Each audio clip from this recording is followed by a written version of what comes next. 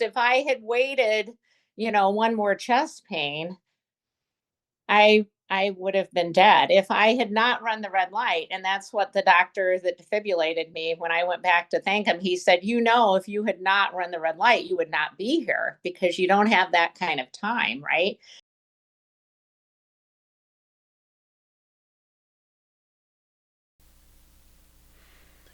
Hello, and welcome to the next edition of Beating Cardiac Odds, a podcast that's all about sudden cardiac arrest, people that are associated with cardiac arrest, whether they're a survivor or a co-survivor, a first responder, a doctor, or an advocate. We talk about everything sudden cardiac arrest.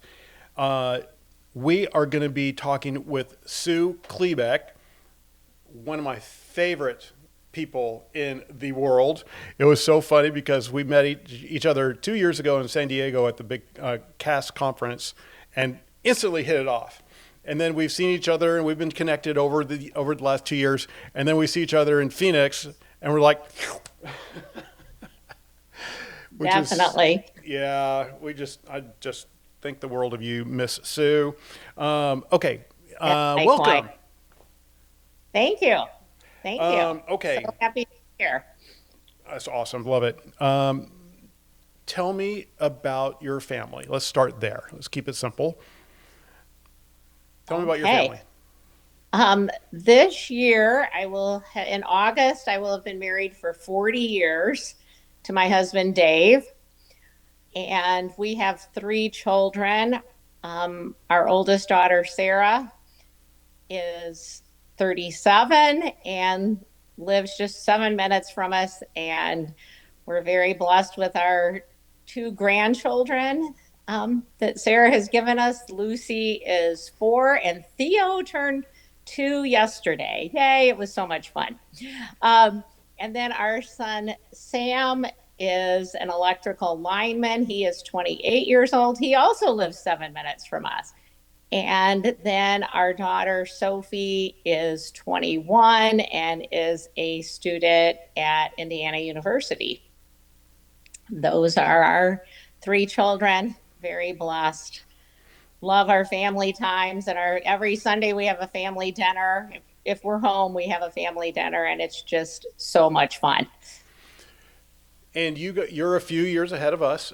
We've got our daughter is engaged to be married, and so that's coming up this summer. And then the kids will come after that. Is the plan. Then hopefully grandkids, right? They're amazing. Totally. Totally. And Julie will be the epitome of the most amazing grandmother. She'll just be rocking it when that time comes. You will be as well. I mean, you guys will be amazing grandparents. Yeah. Yeah, we'll have fun. I'm the one who's going to take the kid out and hey, let's do some little crazy things. I don't know what that means yet. Those are always the grandpas. Oh, totally. Oh, yeah, I know. Okay. In 2010, you had a sudden cardiac arrest. Yes. Tell me about that day. Okay. And at this time, our youngest daughter, Sophie, she was 6 years old and was in kindergarten. So just to give you, our oldest daughter was at Butler University and our son was in 7th grade. So, Sophie especially, she was very young. So that day, I dropped my 2 youngest kids off at school, Sam and Sophie, and I went to my friend's house to pick her up because we were going to we went for a walk a few times a week. So that morning, we went for a 3-mile walk, and I felt a little out of breath during that walk, and I attributed it to I was talking more than usual.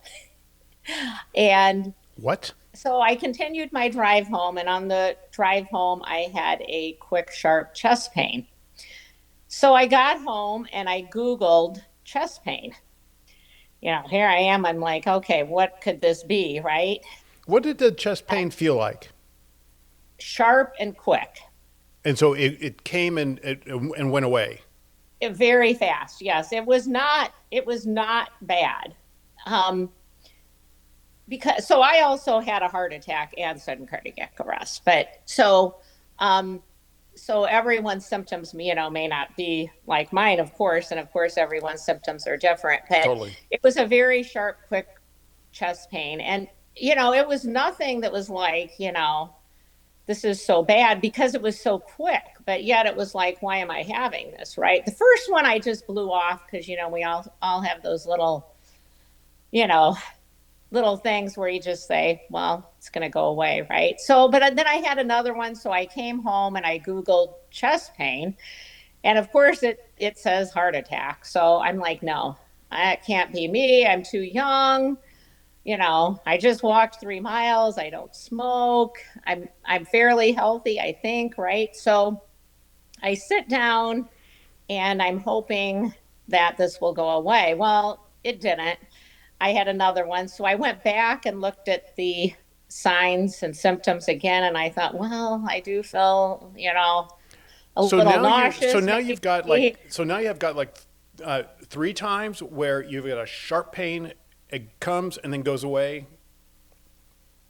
Is that Right. okay? Yep. Yep. And just a sharp, quick, just like a stab right in the center of my chest. Wow. Okay. And so now I'm thinking, okay, I'm going to go sit in the chair again. I'm trying to talk myself out of this and I'm trying to relax. And, I'm thinking, oh, maybe you're having an anxiety attack or so, which I had never had before. But I thought, well, what's going on here, right? So I go and I sit down again and try to relax. But I tell myself, well, if I have this again, I'm driving to the ER. So I leave my purse at home because I think, well, I'll just tell them who I am when I get there. Well, that didn't work out so well for me, but we'll get to that, right? So I leave my purse at home. I stop and I briefly consider, should I call 911? And I thought, no, because I don't really think this is anything serious. So I think by the time they get here, I could already be there. So I'm like, I might as well just drive myself. So I call my husband on the way and I said, I'm driving to the ER because I'm having this chest pain, but I really probably shouldn't because I have a lot to do today. So I always say, thank God he told me. He said, no, go get checked out. He said, so he wasn't one of these guys that said, oh, no, you'll be fine. Turn around and get your stuff done. He said, no, why don't you just go get checked out? And I said, oh, I don't really want to. I'll probably be there for hours. I'll be there, all day. Little did I know I'd be there over a week, right?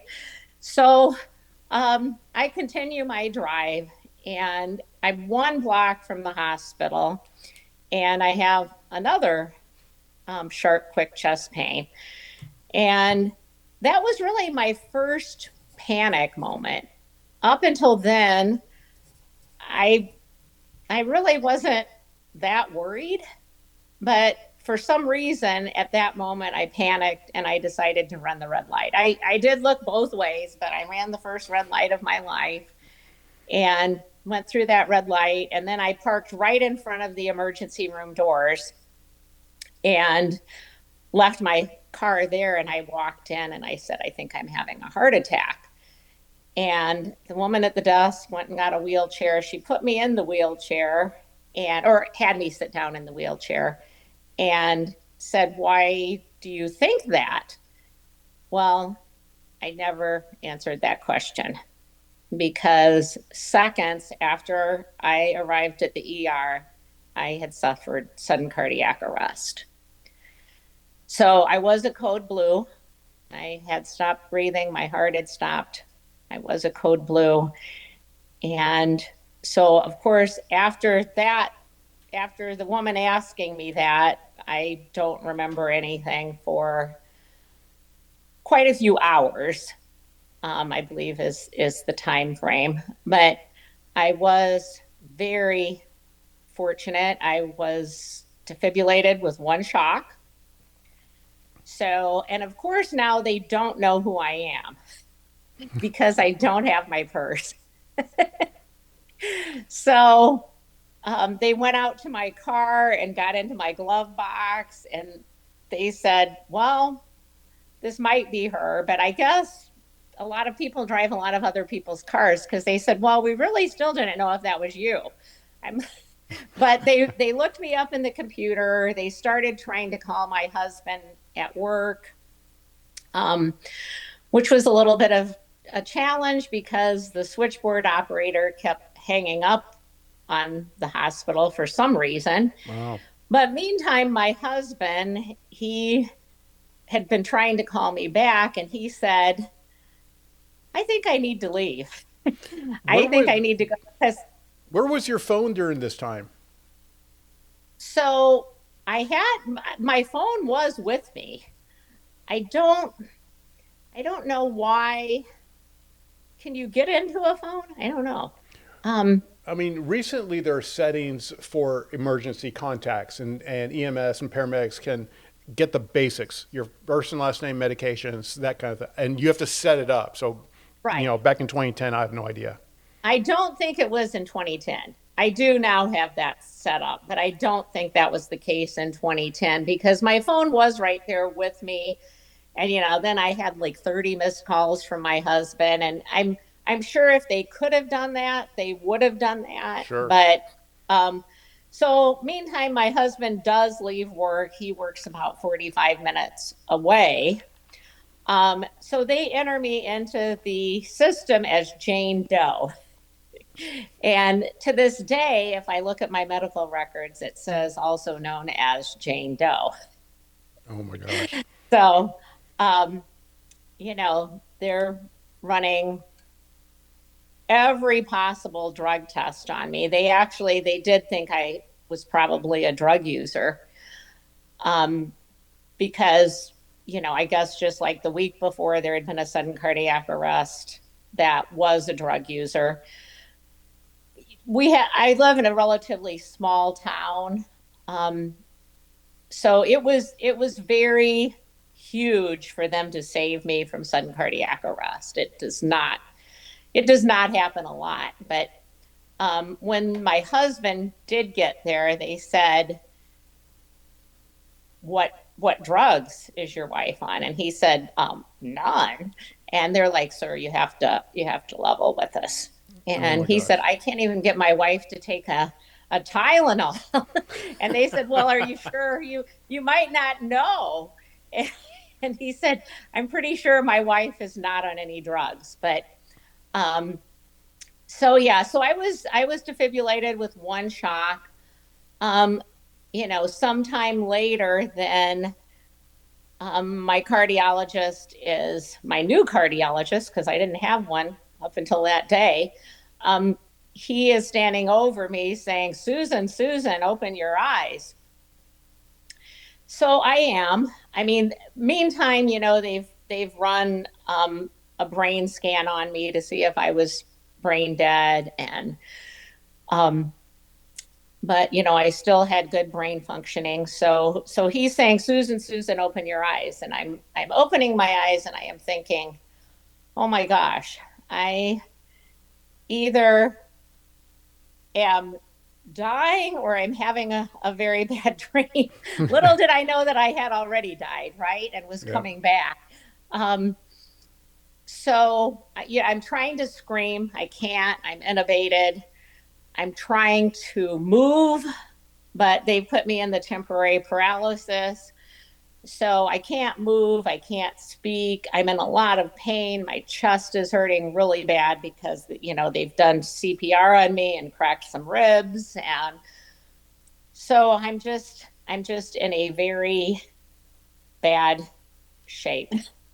So then I had a heart attack, which had caused my heart to go into irregular rhythms, which had caused my sudden cardiac arrest. So, one of the things that we regularly do when we're talking with people, and especially new people about, what we're doing with Cardiac Crusade is, do you know the difference between a heart attack and a cardiac arrest? And obviously they're Right, very, very different, but one can lead right. to the other. Example number one is you. And so, and when I normally Mhm. describe what a heart attack is, well, first of all, I kind of do a clarification that if you've got 100 people who have a cardiac arrest, you've got 100 different reasons why they got, they had a heart attack, a cardiac arrest. Then you have 100 Right. different outcomes from that cardiac arrest and symptoms and their recovery, and everyone is very different. Um, and the reason I was asking you about the sharp pains, my normal, here's what a heart attack is you have your normal symptoms of shortness of breath, tingling and numbness, chest pain. But I've never heard it as the sharp pains that kind of come and go quickly. That's new to me, but I'm not a doctor. I just, I'm learning from, as I move on in life. And you're the first one that I've ever heard that had that sharp pain. And you were correct in Right. saying you were having a heart attack. Exactly. Exactly. Yes, usually typically you think of like the elephant standing on the chest, right? Just that crushing chest pain. But mine was sharp and quick and not really that bad because it was so quick, right? I mean, it was alarming because I'd never had anything like that. And, thank God I went in because I had never went to the ER. I had taken my kids a couple of times to the ER, but myself, I had never went to the ER before. I wasn't one that I just went for like this or that, right? It was really very unusual for me to go. So I'm also totally in awe of the fact that I went, and I'm in awe of God's perfect timing with me going, because if I had waited, one more chest pain, I would have been dead if I had not run the red light. And that's what the doctor that defibrillated me, when I went back to thank him, he said, if you had not run the red light, you would not be here because you don't have that kind of time, right? So if I had just sat at that red light, it would have just been horrific. I would have had a bad car accident. I would be dead. Who knows if somebody else would be dead. Um, so I am totally in awe that I went at exactly the right time. And like I said, I do give God thanks for that and his perfect timing and letting me get to the ER in time. So with only seconds to spare. So, since you were right there in the hospital, they obviously did chest compressions immediately. You got a shock. You were revived. Your heart started beating, had a normal heart rhythm after one shock. Julie it Mhm. took two shocks. Many survivors take 10, 5, Right, 10 more. It's just crazy. And the right. 23rd one took kind of, the stories are just crazy sometimes. So why did they intubate you and hold you down, and why did they go through all that process if it was a very quick uh, rescue? Boy, that's a good question. Um, I mean, I was not immediately aware. I wasn't shocked, and then I was like, I mean, this is like hours later. So, um, and like I said, they ran a brain scan on me to see if I was brain dead. I don't really know, but evidently they thought I needed to be. I'm really not sure. So you're not really real. You have not usually. Then if people are defibrillated very quickly, they're not intubated. And that's what happened Is with is Julie. that She collapsed at our local high school, and 911 was called immediately. CPR was started within 45 seconds, and she got the first of two shocks within 2 minutes.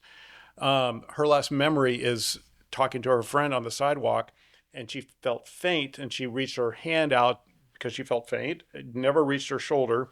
And the next thing that she remembers is sitting up in the emergency room in the bed there. So I mean, hmm she has no memory for maybe I don't know, 10, maybe 15 minutes by that Okay. time. So it really wasn't that long. Now, when she first was kind of coming to her, the way she describes it is like, the adults talking in, the Peanuts cartoons, wah, wah, wah, wah, that whole thing. And so she was like, then that's what she was experiencing, but then when she came to, she was like, she thought she just fainted, but there was all this hubbub going on around her.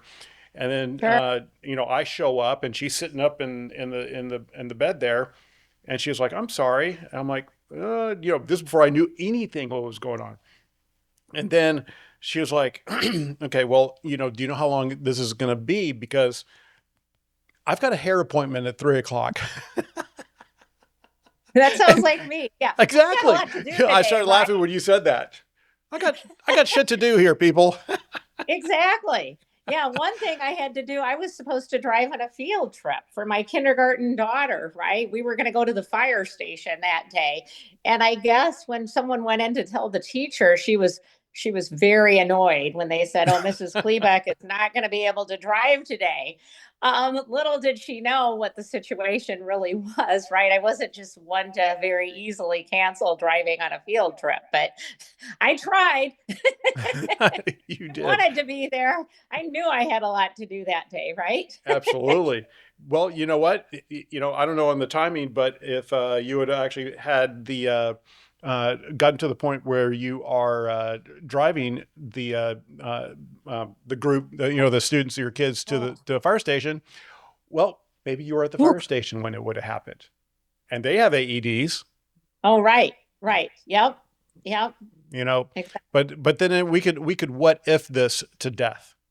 Exactly. Yeah. No, I'm very blessed how it worked out that I made it just in the nick of time. Like I don't know why I was intubated, or I mean, they told me I was fighting them, so that's why they put me in the paralysis. So I don't Mm. really exactly know what that means.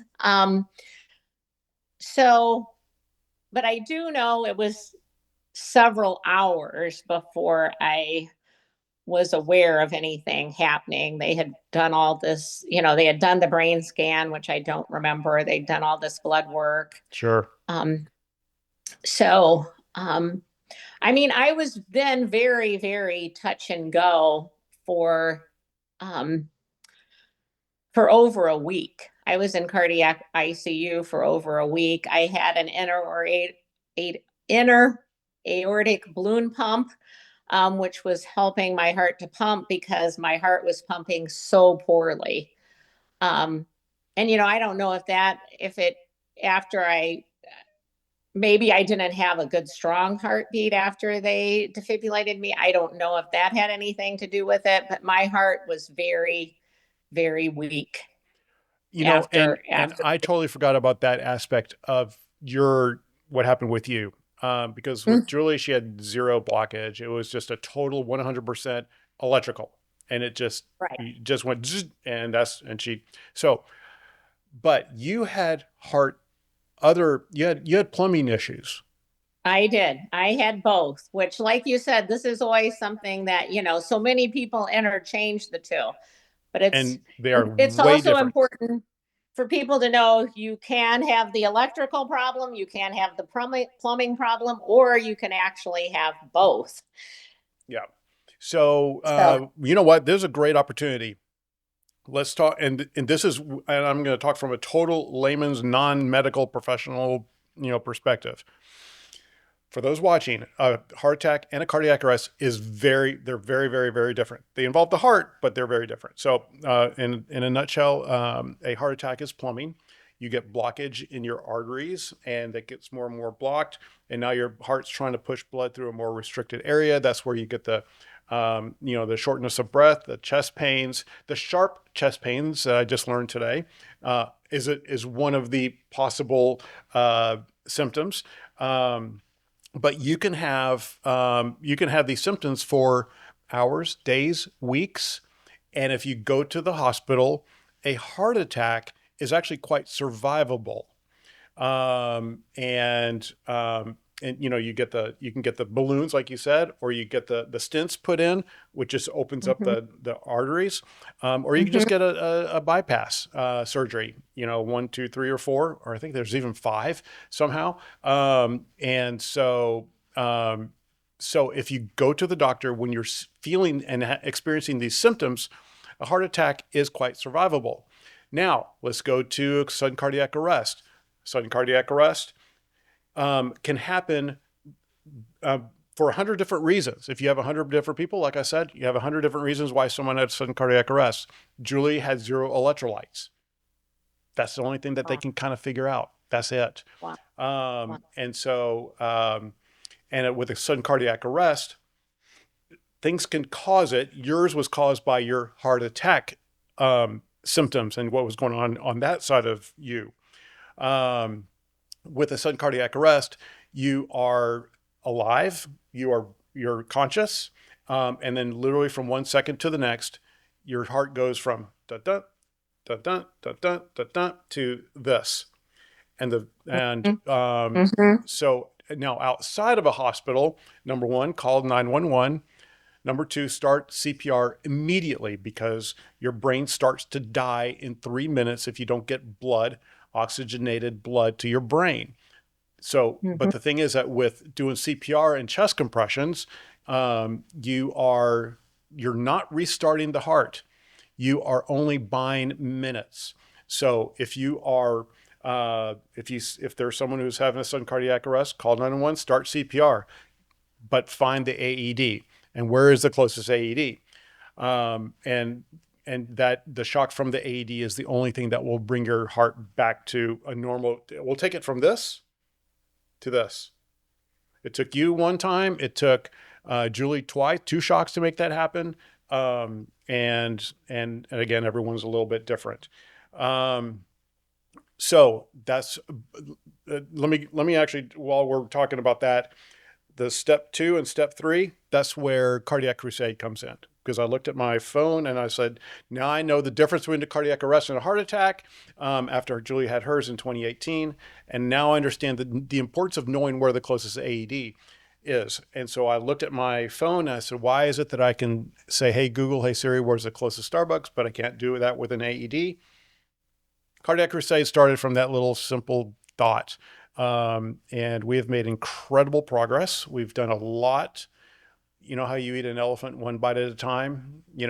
We've eaten an elephant. Problem is that there's a herd of elephants that we still need to eat. So we've got a long way to go. Um, Yeah. so that's in a nutshell the difference between the two. And they are very, very different. And, They, and it is not uncommon for someone to get a cardiac arrest resulting from a heart attack and those symptoms.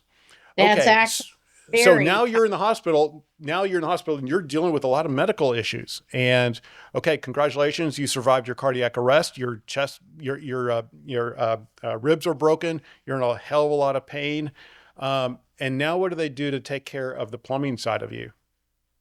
So as soon as I was stable, then they took me to the cath lab, and my LAD, which is, sometimes referred to as the widow maker, was 99% blocked.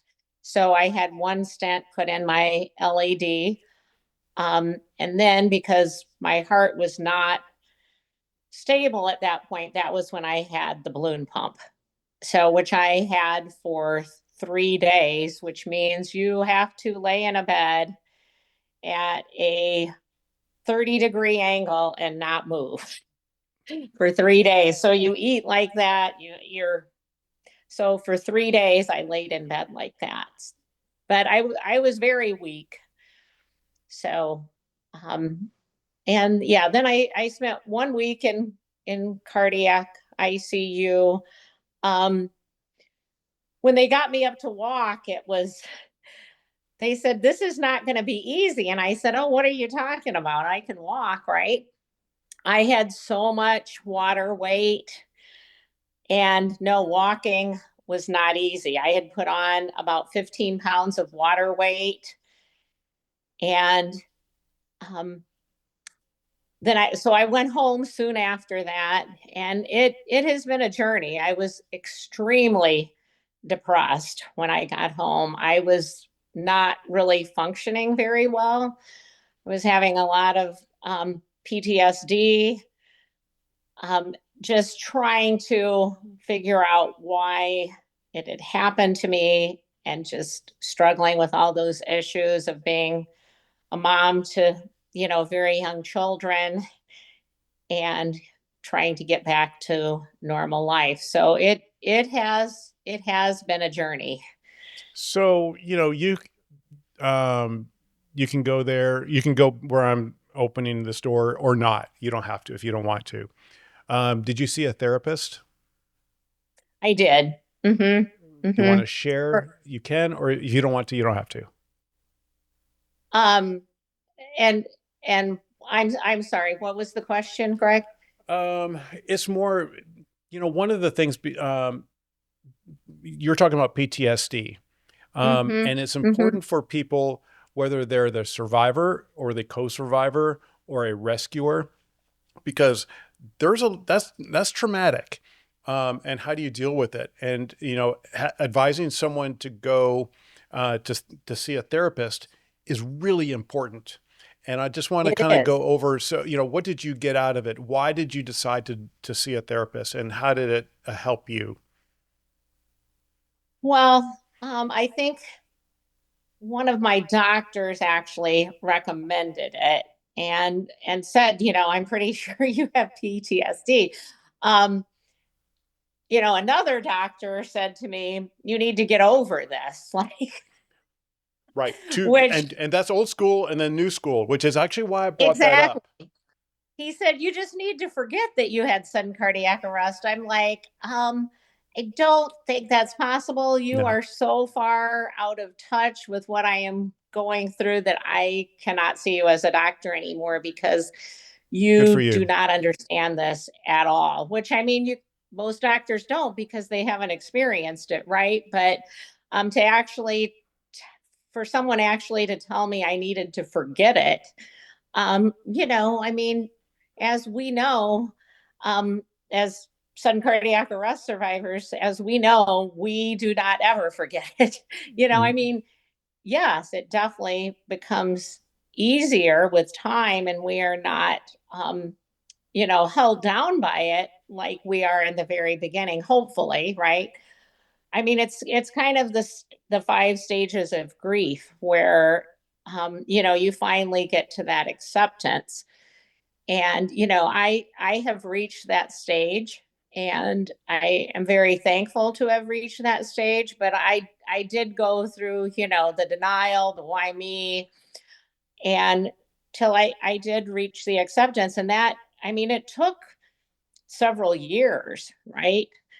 It wasn't just like an immediate process. So, um no, I did decide that, therapy could help me, because I was struggling.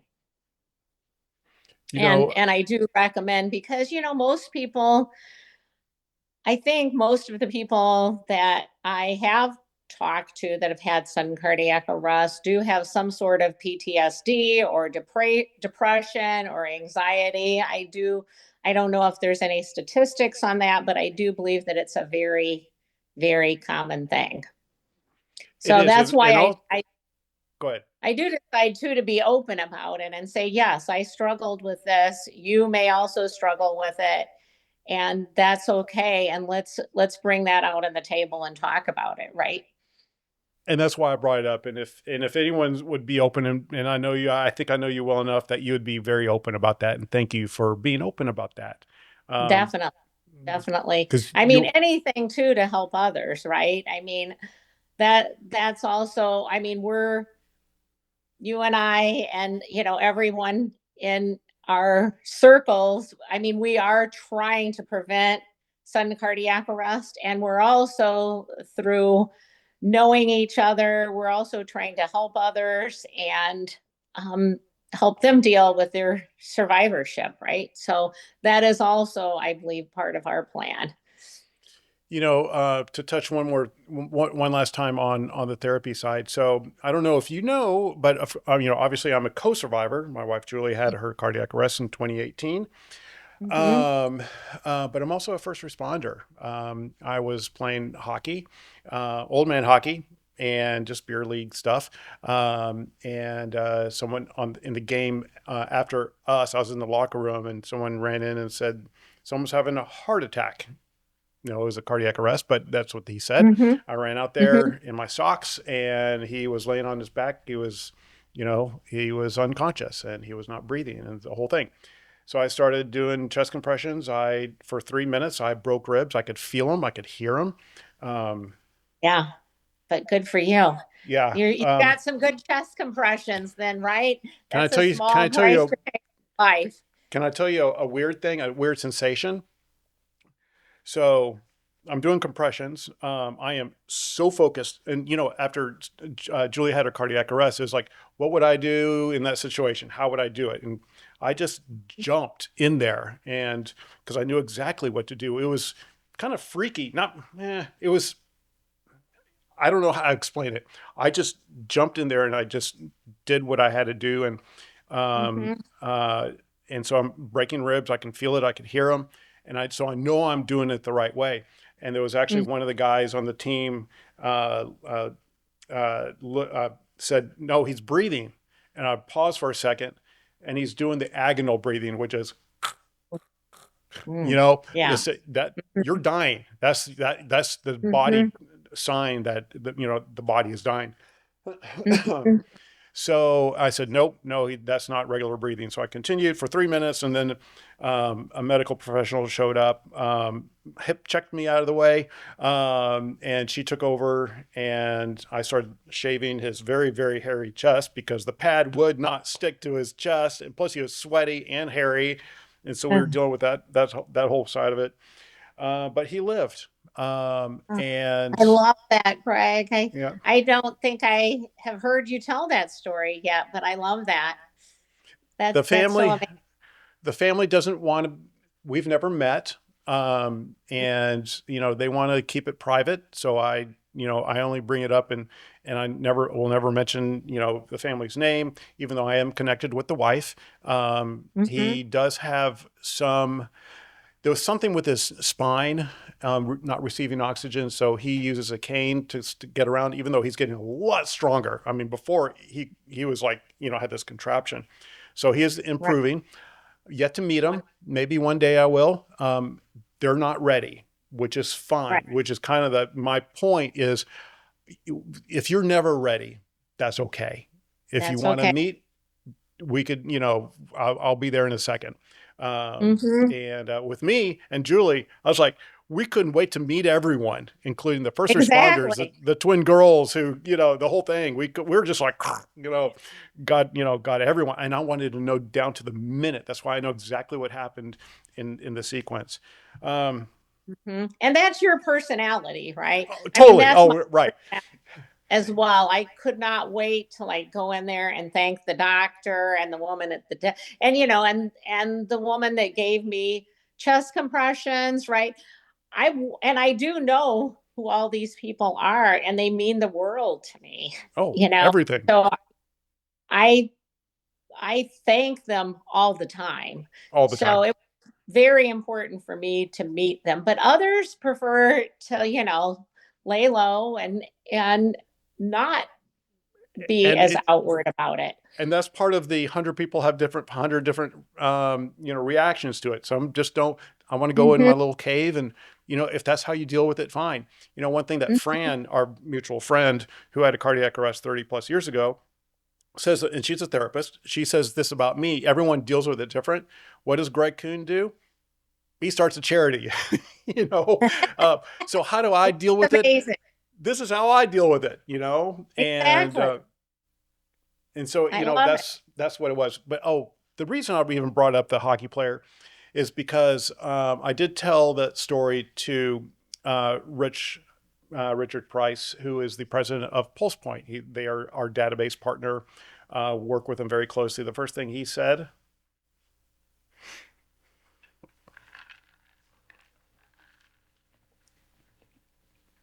he said, well, first of all, great job. But he also, the next thing he said is, do you, do you want me to recommend anyone to talk to? Do you need to see a therapist to make sure I was okay here? Sure. Sure. So, Yeah. yeah, he's the only one who ever said that, you know? But Um, it's so important, right? it Yeah. is, and that's what heart sight is, the platform um, is that's made for information about sudden cardiac arrest. Because Hmm. because you're out of it, when your husband showed up and they said, "Oh, heart attack and cardiac arrest," you know, I don't know, maybe he did, but he probably didn't understand what a cardiac arrest was. I didn't for sure. Speaking to I definitely didn't. Well, no one when I was in the hospital told me that I had had sudden cardiac arrest. I just thought I, had a heart attack, and I was actually leaving my doctor's office with papers to take into cardiac rehab, and it said sudden cardiac arrest survivor. And I'm like, what does that mean? What is sudden cardiac arrest? So I don't even think anyone had, I don't know if they had told him. I don't know. My husband, it was hard for him to talk about for a very long time. I and mean, that's probably like years. I mean, he did not want to talk about it at all. So I should ask him that, but I don't know. I don't think he knew that either. I don't know, but I did not know it till I read these papers. And then I'm like looking it up and I'm like, sudden cardiac arrest? What? Um, I actually died. So um yeah, it was a wake up call. And then that's where where your mind that's where a lot of PTSD comes in, right? So I mean, absolutely. it was hard to sleep at night. You think, am I going to die again tonight? And Oh, yeah, it's I'm the sure mental health. I'm sure he laid in the bed next to you and just looked at you, just watched you, Yes. that Yep. kind of thing. Yeah. So I also have come across someone that had sudden cardiac arrest, and my son has as well. So I think this happens like more than we think it does. Oh, And that's why everyone needs to learn CPR and how to use an AED and what to do in these emergency situations. Now, they do say the majority of them happen at home, but I found one in a public place. You found one in a public place. Our son found one in a public place, right? So it it is so common for people to have sudden cardiac arrest. The person that I found and did chest compressions on until the ambulance got there, I actually don't know if he made it or not, unfortunately.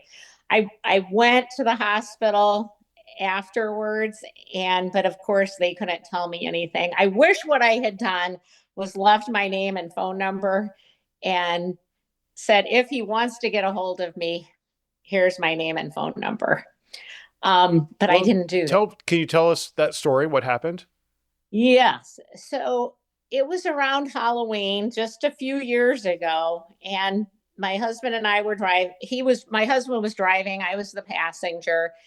And we came to a stop sign and it was outside of a local hotel. And my husband said, look, that's a really bad Halloween prank because there's this guy and his head is hanging over the curb.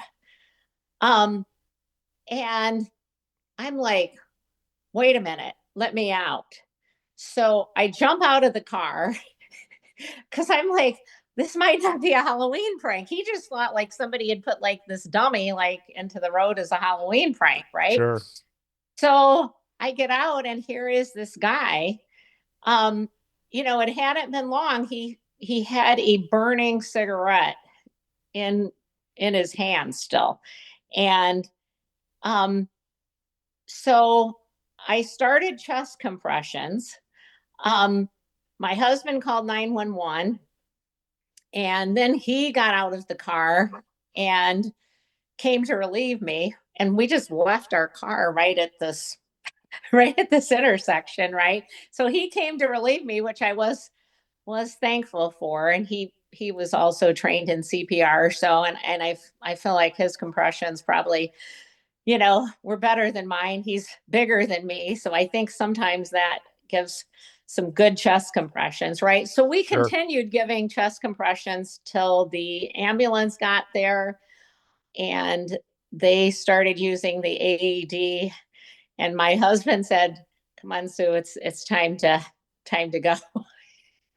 And so then later that day, I went to the hospital, but unfortunately, I do not know if the guy made it. So So I'm going to share an experience I had with the one when I was doing compressions, and see if you had the same sensation. So I'm doing compression. Oh, could you tell if you were breaking, or you or your husband, if they were breaking ribs? I didn't ask Dave. I Okay. I didn't I didn't feel like I probably. I mean, I didn't. I don't remember the sensation, and I don't know if I was just not doing it hard enough. And I hope that's not the case, because I know you need to go really hard and go a couple inches down. But I I did not get that sensation. So my sensation is, I could feel and hear the ribs pop, um, but Yeah, was yeah, I but good. but what I could feel was the recoil. That was weird to me. Not Oh, not weird yeah. bad, but weird. Okay, so because you push down, and then when you lift up, the lifting up has this suction that is supposed to happen to help the blood go through the body. So you're pushing down in the heart, you're squeezing the heart, but when you let go, the heart's coming back out. And so I could feel the the retraction happening in his chest. Wow. Yeah, Wow. it was, Yeah. You you were know, given some really good CPR.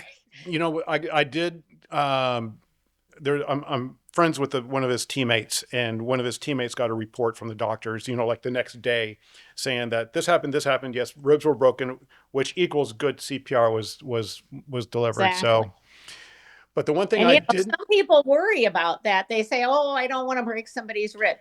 No, you do want to break somebody's you ribs, want right? to, yeah, you're doing it right if you're breaking ribs. It's a small price to pay Well, for saving someone's life. I'm sure that person will be very thankful that they have broken ribs in the long run, right? yeah. So Yeah, here, a couple more things on that rescue is, he was playing hockey, so he was sweaty. He also had a rug of chest hair going. So when Beth, the lady who came in after me and was doing compressions, I knew we had to.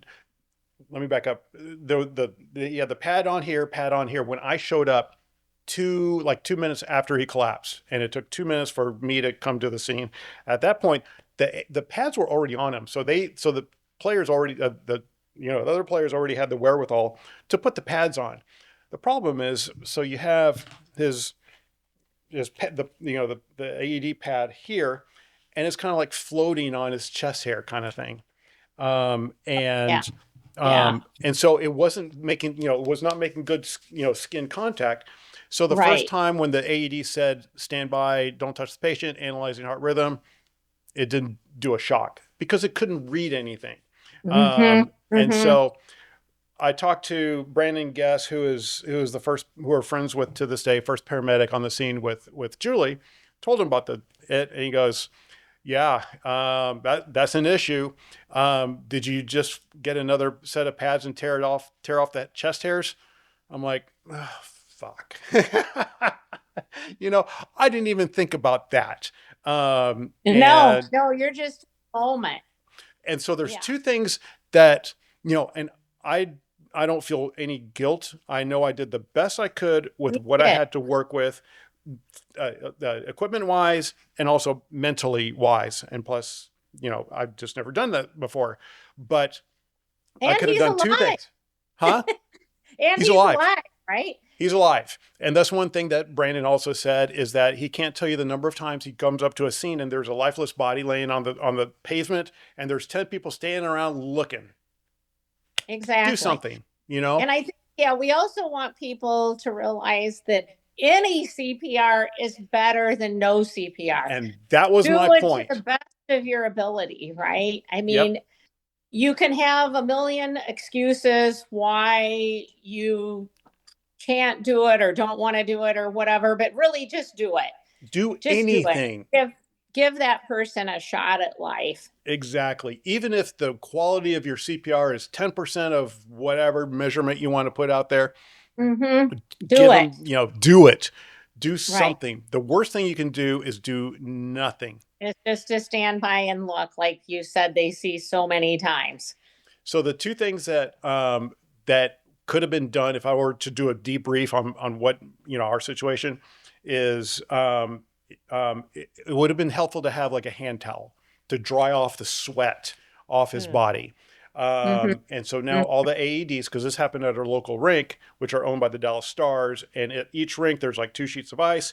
So, and each facility has at least two, four, five, four or five ADs minimum for each of one of their facilities, which is Wow. incredible. Wonderful. Totally, I could have gotten another AED and used the pad, stuck it on them, pulled it off, and there's your shaving. I don't need a shave. I mean, I cut Beth's knuckles because she was doing compressions. She's doing, moving, and I'm trying to shave around her hand, and it was just a, but we did the best we could. But amazing job, though. Yeah, Yes. we did. Amazing. We it was great teamwork. Mm-hmm. And the paramedics arrived. They did use the Lucas machine. I did see the Lucas machine on, doing the compressions, and I did see him get shocked by the paramedics. And so, but we kept the blood going, and which is the most important thing. So. But he survived. He's now had two Christmases with his children and young kids, Beautiful. 2 years. Yeah, your age of your kids around. So yeah, we all just do something is the bottom line. Exactly. Okay, Exactly. we're trading war stories, aren't we? We So are. Are. okay, so now you've been through to therapy. You're kind of getting to the acceptance point after X number of years. It took you a Mm-hmm. while to get there, according to Mm-hmm. what I think you just said. Mm-hmm. And what do you start doing once you get to the acceptance point?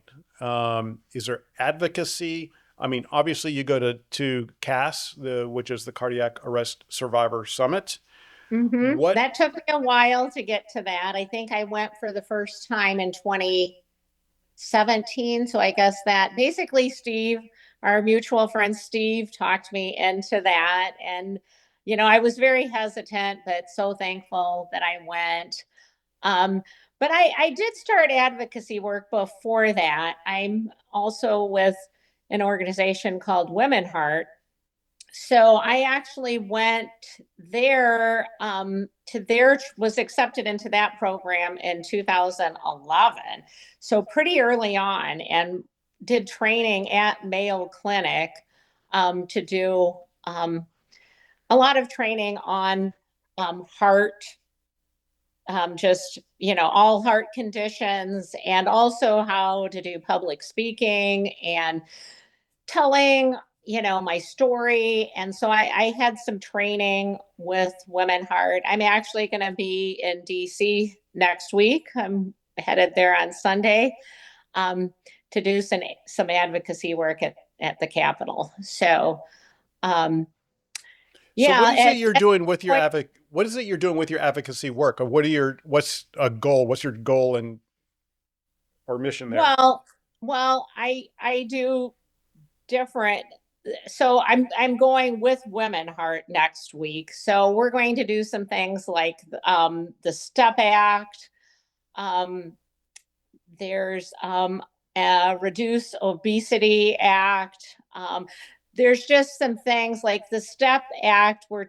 Some insurance companies make you have like a certain take drugs when they know it won't work. When your doctor says this drug will not work, they need to be on this drug, but yet the insurance company says no, you got to do this first. And so it's harmful to people with heart conditions, right? So that is there. So there's several things we're working on next week at the Capitol.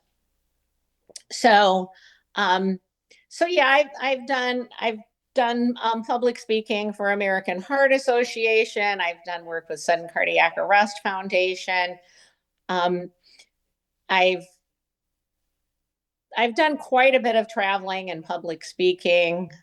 Um, so yeah, just really whatever I can do, or whatever I'm asked to do to advance the cause and also to help survivors. I want to give survivors hope, um, heart disease survivors and sudden cardiac arrest survivors. I want them to know their strength. And advocacy work isn't for everyone, but I want them to have hope to live a good, healthy life.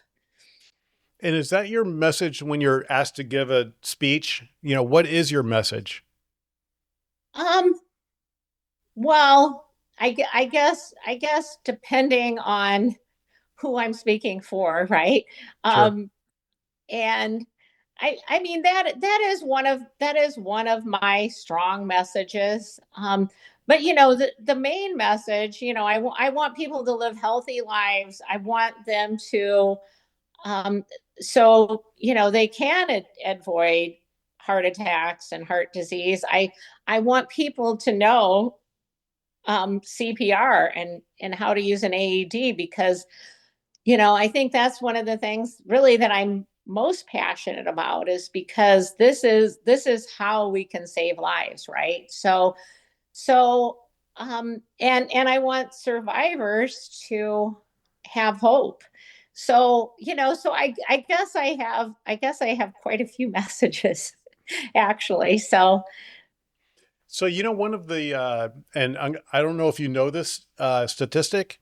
So we all know that the survival rate for sudden cardiac arrest nationally average is 10%, which is horrible. And mhm. if we can make it to 11% survival, then that's literally hundreds, thousands of lives saved, cumulatively over time. But what if we can get it to 50%?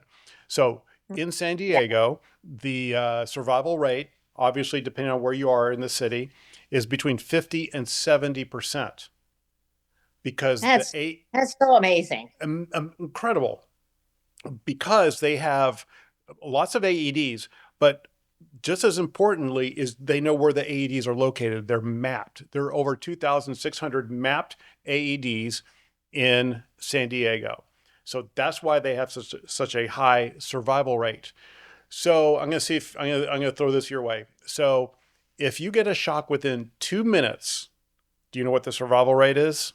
Chances of survival, Are shock within two probably minutes, are probably like 90%. 80%. And if Okay, you I get a was shock, close. if you get a shock within 1 minute, it's that 90%. That's 90. Okay. Yeah. Yeah. I So mean, that's yeah, what people have got to have. But we also, I mean, they must have done some incredible public awareness campaigns too, right? Because I feel like so many people are just not like aware like of what they need to do or they're afraid of what they need to do, right? So, I mean, I think that is probably even maybe a bigger challenge than I mean, of course, having the AEDs, but then along with that, we have to get people to know that they can use them. Like it doesn't have to be, you don't have to be an expert. You just go get this and it tells you what to do, right? Or call totally. 911. Didn't get the story about our son told, but he he came across someone with sudden cardiac arrest and this guy was slumped over a guardrail. He and his two buddies, they were by the lake and they had been out on the lake and they walked by him and my son says I got to go back and see is this guy okay. This was after my sudden cardiac arrest, but And how old is your yeah, son at this time? uh, How, he's probably like 18. okay, so he's old enough and mature enough to know. he knows there's something wrong with this guy, and but he's an electrical lineman, so he's very well trained Mm. in for aid and how to use an AED, and all their trucks have AEDs, and but at that time he didn't know CPR, but so they come across this guy, and it's a very heavy guy, right? So first thing, these three young boys, they have to pick this guy up and get him flat, right? So they do that, but they call 911. So 911 is walking them through this, right? They are telling them how to do CPR. These young boys are doing CPR on this guy until the ambulance gets there. So now, unfortunately, this gentleman did not make it. I mean, I think, he'd probably been there for a while. But my point is, like, they did the right thing. They called 911. They did CPR, right? Even though they really weren't trained in it, they still did it. And so, the public awareness that we have to do something, we have to call 911, we have to try CPR, we have to run and get that AED, and it's going to tell us what to do. And and we just have to keep telling everyone we know this, right? That You, this is what they've got to do. you don't need to be trained, formally trained to do CPR. You don't need to be You formally don't. trained to use an AED. No. Frankly, there's an episode of The Office, the TV show. And they have an Mm-hmm. episode where, all right, everyone in the office, let's get together in the conference room and we're going to learn CPR. And so they've got the mannequin in there, and it's obviously a comedy show, and they've got one of the one of the characters is beating on the chest like this, which is all wrong, and they're just having fun with it. But they did mention the song "Staying Alive." That you've got to do Right. it to the beat. The instructors, talking about that. So there's a guy watching it, watching the TV show. Never been trained. Move forward in time. He comes across someone who's having a sudden cardiac arrest, and he's like, "Okay, that's right. Okay, staying alive." And he just starts doing it to the beat, and he saved his life. He had no training, Yeah. but that's how Yeah. you And do it that's because he what I tell fucking took people. action. Yep, you do not. I mean, please go get CPR certified. But Please. meantime, if you find someone, hard and fast in the center of the chest, right? 2 inches down, fast and hard enough to break their ribs, right? Just know that. Do not be afraid to do that.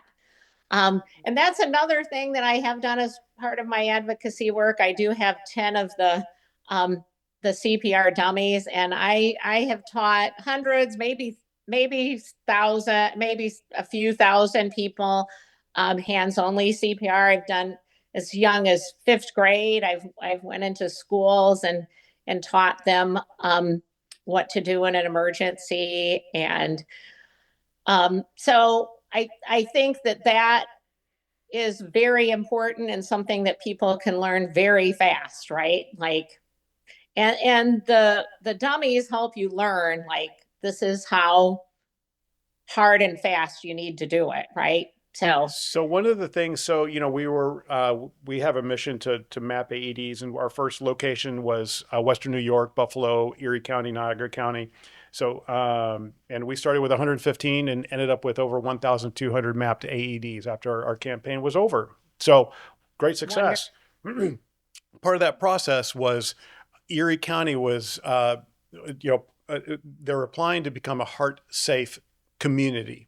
And Mm-hmm. there was like a 13-step thing you got to go through. And step number Sure. 9 is mapping your AED so your 911 operators know where they're located. And so we were actually part of that presentation in Phoenix at our last conference. I don't know if you were at that big meeting or not, or presentation when Julie and I saw you at Cass. Right. Right. What was my point? I don't think One of the that. things, well, one of the things that you've got to do is to be a heart safe community is you've got to train 15% of your population in how to do CPR. Okay, well, that's a lot. If you do the math and there's over 1 million people, that's, how do you do that? You know what they Yeah. did? Buffalo Bills game on their big Jumbotron, TV timeout, have like a 60-second, 1 minute demonstration on how to do CPR. Boom. Awesome. 80,000 people are now CPR trained. That's wonderful. Isn't it Yeah. awesome? Yeah. Yeah. And the other one LaPorte, is, Indiana, my town, my little town here of LaPorte, Indiana, we are a heart safe community. oh, Uh, nice. yeah, which is yeah, you drive in and we've got the sign heart safe community. That is thanks to Julie West. Do you know Julie? She runs the Play for Jake Foundation. Her son Oh, Jake here in yes. Oh, LaPorte at a yes. football game when he was playing at a football practice. So that is she does so much work here in LaPorte County. So So, that is thanks to her. you Yeah, know, we one have of a the lot of things, trained people, yeah. And so a lot of AED. your survival in your town, your survival rate is most likely way above 10%. Well, I'm hoping so. I don't know. I'm not, I have met I think two other survivors here in LaPorte County, but I don't just there's probably survivors I don't know, right? They kind of need to go public to find out Sure. who they are, but um we do have a few of us.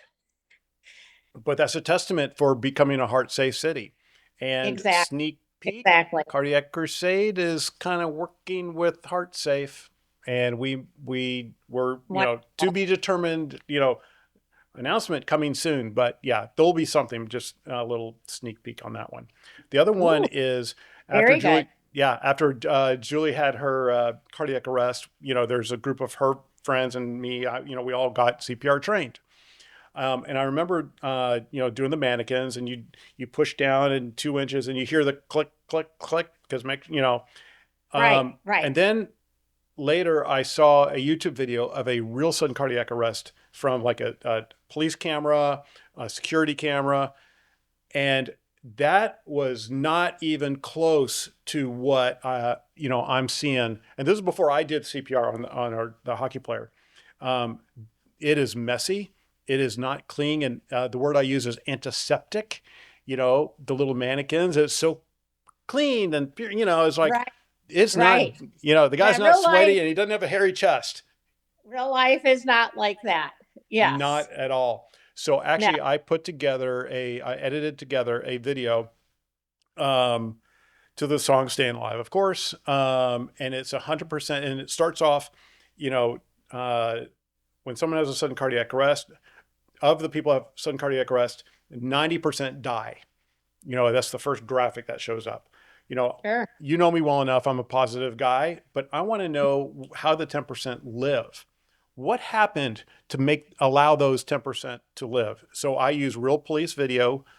It doesn't hold anything back. It sees people collapsing, smashing their face on the pavement, from security cameras. Mm-hmm. And then you see Mm-hmm. people running to action. You see, step one, call 911. You hear them say, call 911, call the paramedics, Exactly. and number two, start CPR. You're seeing real hands on a real patient doing CPR. Then you get, next step is get the AED, and you see them put it on them, and you see the shock happening. And then at the end conclusion is the person coming to. And it's a collage of different scenarios, but you see, one of Sure. them coming back. But that's how you save someone. If you just watch that video, you've been quote unquote trained. Get trained, get trained, get trained. But that you have no excuse not to take action. And by the Right. way, that video is used to introduce many CPR training courses. Wonderful. Yeah. Wonderful. So anyway, yeah, and that video is on our website if you want to take a look at it. Oh, You're welcome. I'll have to look at that. Yeah, it can be triggering, but it's graphic. But important, right? But Because important. that's Exactly. real life. Absolutely. It's not pretty. No, oh, it's not pretty at all. Yeah, Right. when I took my CPR class, it didn't tell me what to do with a sweaty hockey player body. It didn't tell me Right. what to do with a hairy chest. Right. Yeah. So, Yeah. And you're gonna run across all kinds of situations like absolutely. that. Well, Because that's life. here's another one is all right. What if you got boobs? Doesn't matter. Oh, Oh yeah, men do not. In that case, men do not like boobs. They are very intimidated by boobs in the sudden cardiac arrest world, right? And They the stats are that women are X% less chance of getting CPR because of that. exactly. Do your Yep. mannequins have boobs? So mine do not. I've actually had them for a very long time. Um, but and I they're actually on loan from Medtronic. They said they were on loan as long as I agreed to teach so many people hands only CPR per year. So I've probably had them for at least 10 years. Oh gosh, yeah. So, I've seen yeah, a so lot of the new ones. They have breasts, I know, which is I so know. great. It's trying to get rid of that stigma. Right. Yeah, we did. I did with, Bill probably. Let's see. I'm not sure who he works for, but he did the tour last year. And we did one here in Indiana at my gym, and he brought the ones that do have breasts. So that was important, especially for some of those, bodybuilding men to say, hey, this is what you got to do. This is, Absolutely. yeah. And so that, trying to get rid of the stigma, just because they have breasts doesn't matter. You got to take everything off, and you've got to get the shock on there. And especially if they have an Exactly. underwire bra, when Julie had hers, she had hers at our local high school. We get back, and it has a great, outcome. We're in the hospital, and she has her bag of stuff and clothes, and she was like, "Where's my bra?" And to this day, we have no idea where the bra is. Oh, My story, and I'm sticking to it, is hanging up in the boys' bathroom somewhere. We yeah, never mine found was it. all my clothes were like sliced down the middle, right? They gave them all back to me, but put them in a bag, but all like sliced right, which yeah, that's what you got to do, right? And what's So, funny is one of the coaches, there's an athletic trainer and a coach, and then twin girls who were the first on the scene with Julie. Is Julie's shirt or top had kind of like a flexible material. And mhm. so the scissors that she was using, the athletic trainer that was using, were right-handed scissors, but she's left-handed, and so Oh, she just couldn't cut her top, to open it up.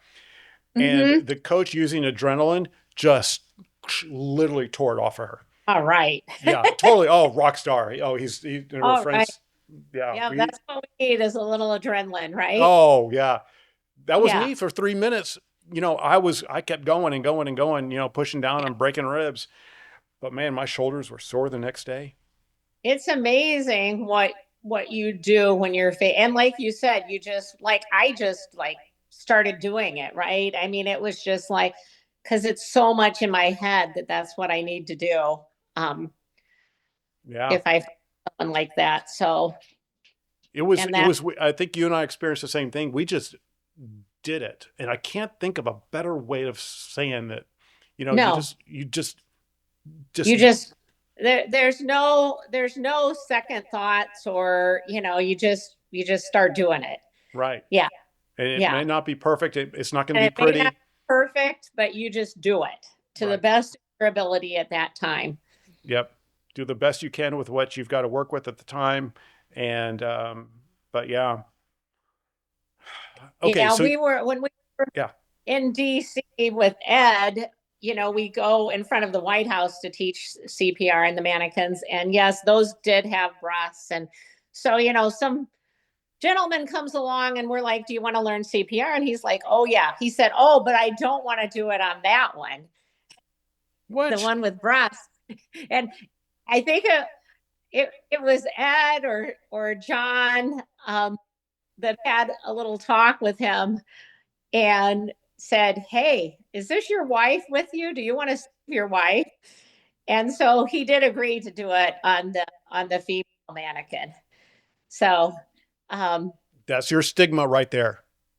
And yes, that's well, why the new, that just showed it big time, right? I mean, he's just faced with this, and this is just a mannequin, and he's already saying, I don't want to do it on that one, right? So so that showed it to me real life that this guy doesn't even want to do it on the mannequin. This isn't even really a real person. So yeah, we have a lot of work to do. Also, you know, with men in regards to giving CPR to women. It totally doesn't matter. Just you've got to get No, access to that, it's especially staying alive, right? to staying alive. Exactly, that's what it takes. Yeah, And Julie had an underwire bra. You have to, and you got to get rid of the metal. You can't have exactly. metal touching the body when you're putting the shock through them. Right. Everything's got to come off. Doesn't matter. Ex- Yeah, because exactly. that's what it takes. Yeah. Um, uh, do you have an ICD? I do not. I You're do one of the not. rare ones. I am. I am. Um, so I do see an electrophysiologist, and he said because my sudden cardiac arrest was caused by a heart attack, I probably will not have another one unless I have another heart attack. So, I mean, so that's kind of in my mind, right? Um, but he thought at the time that the risks were more than the benefits.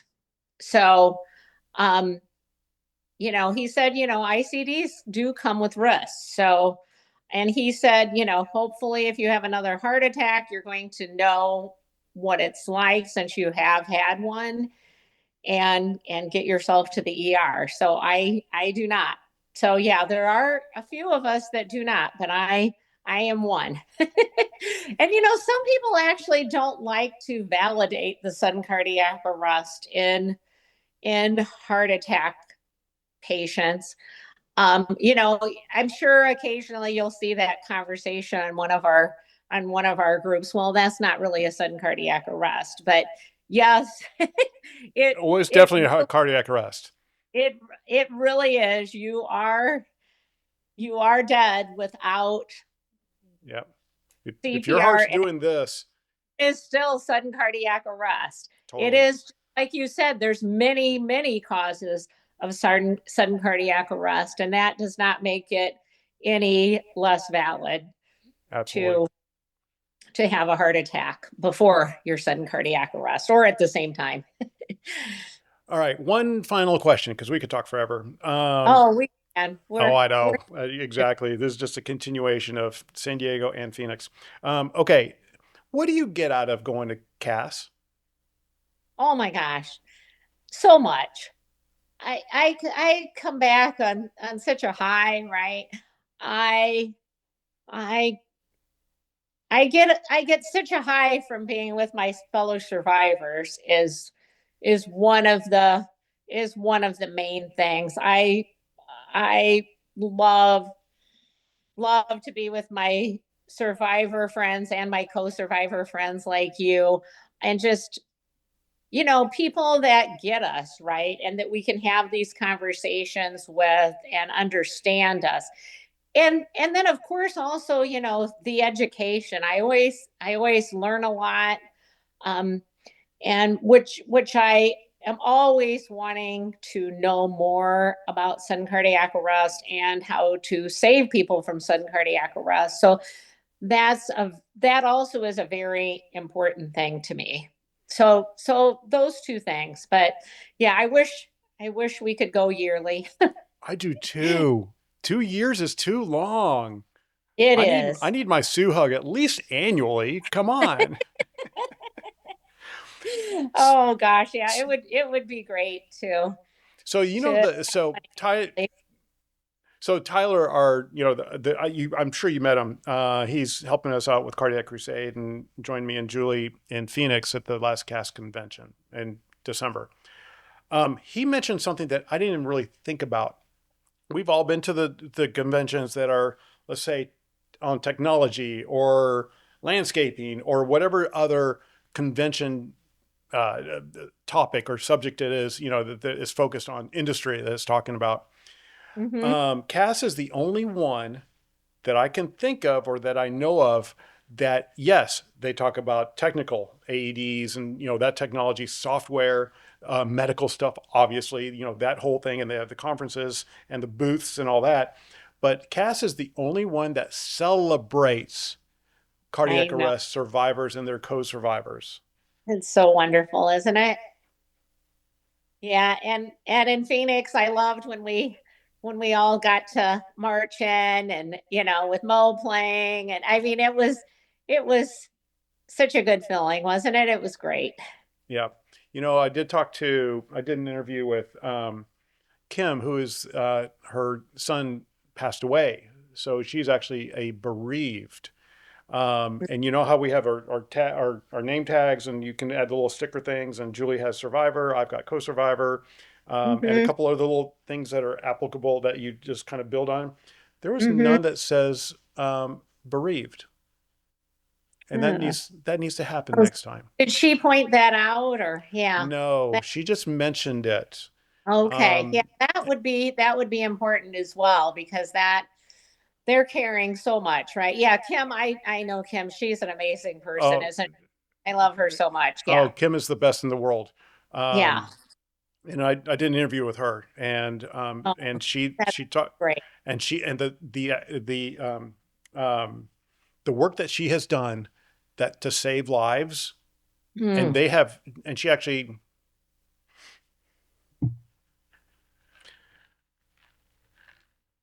the work that we're doing with Cardiac Crusade is great. But because of HIPAA, we can't, and like your experience, because of HIPAA, we can't connect or meet someone that has been personally affected because of the work that we've done. right. Right. Statistically, I can do, I got my best friend AI, and we did a little exercise. Statistically, because we have mapped over 10,000 AEDs, Cardiac Crusade has, Wow. statistically, again, we are saving 16 lives every year. That's Wow. amazing. But That's beautiful. I it, love that so much. me too. I was like, Yeah. when the number finally, and the total is 16, that means 16 people are alive, not dead. Right. But that also, you get the family, it just branches out from there, and you've got a Oh yeah. dad or a brother or, They're experiencing graduations and weddings and births and right. I mean, it just so beautiful, right? but Yeah. what's All great these is what Kim gifts. has done is she was able to meet and hug someone who is alive compared to not being alive because of directly because of the work that she did. Oh, I love that. That had to be so powerful. Oh, Yeah. Yeah. Beautiful. yeah, love it. But she's a rock star. I just She love is. her. Yeah, She's an amazing person. Such a great personality. Yeah. yeah, Yeah. And just doing wonderful things in yeah, her son's yep. Okay. Anything else? We could talk forever, but anything else? um Anything I should have asked you, or anything else you want to say? not that I can think of. You Okay. know, just that, be thankful for your life, do good, be kind, love each other, right? And along the way learn some CPR. Remember to help somebody if you see someone in that situation, right? And Yeah, that's the bottom line, and pretty much everything that we do is if you see someone who is unconscious, it's very simple. If they're to keep it get down to the most basic possible scenario, if they're not breathing, right. start CPR. Call 911 and start Starts. CPR. Yep. Those are Yep. that's, there's little nuances, and, yeah, people can say, well, Greg, what about this scenario? If they're not breathing, how about this? If they're not breathing and you start CPR, but they're really conscious, they're going to wake up very quickly, and they're going to get off of me. They're gonna start What are you saying something. doing? Yeah. But, Yeah. but, but that's kind of the baseline. If they're not breathing, call 911, get CPR, start CPR, Exactly. and get the Exactly. Oh AED. yeah. So I think that's just the bottom line to our message, right? Totally. Yeah. It requires bystander. You know, Hmm. you know, congratulations, Julie. Congratulations, Sue. You survived, but you didn't, quote unquote, do anything. It's the people that are around you. that did the action, that around Julie that did the action. That's why she's around. All she did was, you know, have a cardiac arrest. Right, right. You And know? none of us know. And, anyone listening to this, or, no one knows when any of us or anyone around us will have a sudden cardiac arrest. I mean, I think sometimes people think that it's, certain Mm-mm. people or certain people with certain conditions, but, I mean, it can be young, old, male, female. I mean, it can be anyone, healthy, not healthy, right? So anyone can have a sudden cardiac arrest. So Anytime, anywhere. Right. any right. And that's why we all need to be prepared. Yeah.